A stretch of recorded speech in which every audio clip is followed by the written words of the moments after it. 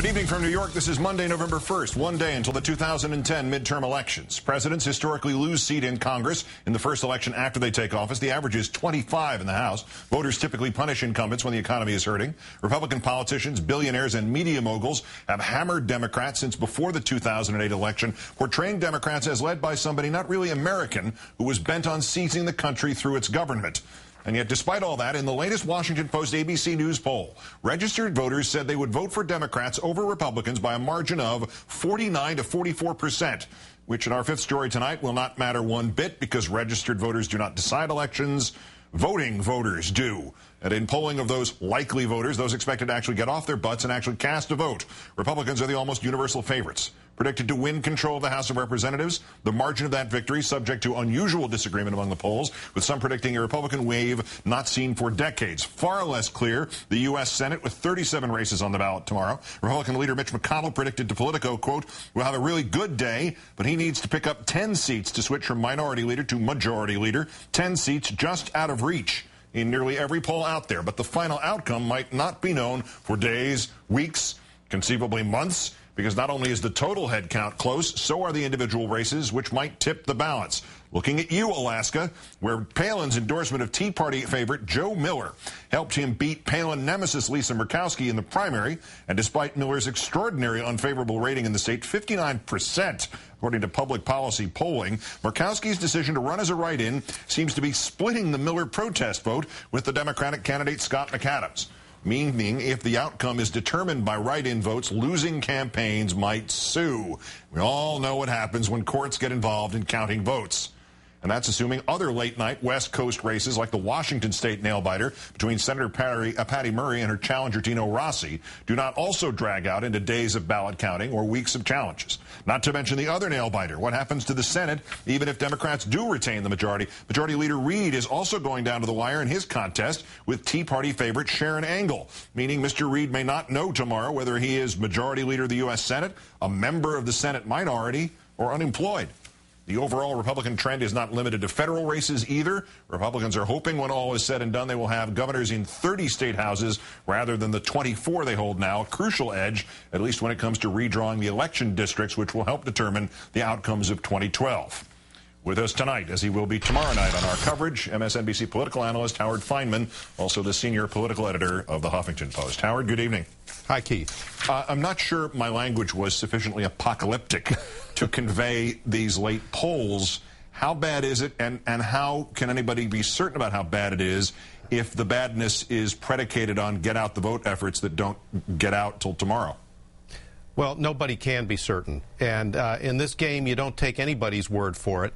Even if the Democrats are as gloomy as they seem to be, they might not be right either. But I have to say I'm struck by the fact that Democrats that I've talked to, the people who run these campaigns year in and year out, who do the polling, who do the advertising and so on, are very, very gloomy about it. I heard over the weekend the number 70 bruited about as to the number of House seats the Democrats could lose, and that was from Democratic insiders. So that gives you a measure of what could happen on the House side. I think we're looking at the possibility of some big names who you wouldn't think would be in trouble. Unassailable people like Jim Oberstar of Minnesota or Barney Frank of Massachusetts having difficult races on the House side.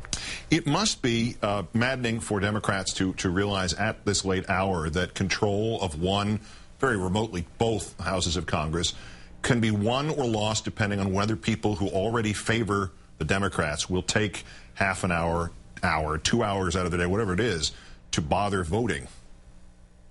Yeah, and I think there you have a failure, I think, to some extent on the part of the White House early on or consistently to explain what it is in kitchen table specifics that they've done to help those people, those Democrats, those supporters who say, yeah, I'm a Democrat or I favor the Democrat, but are probably not going to bother to vote.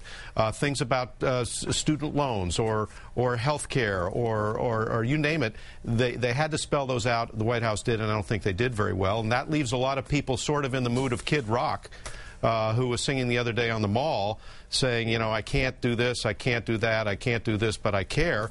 What the White House should have hoped he was saying is, but I'll vote. Did you just quote Kid Rock? I did indeed, yes. Thank you very much. All right. Boy, back to the unhappy part. Washington and Alaska, it could be several weeks if it's a 1-point majority, 2-point majority in the Senate. Supposing we have, certainly Lieberman is in there already, no vote this time. Murkowski, perhaps. Christ is an outside possibility in Florida.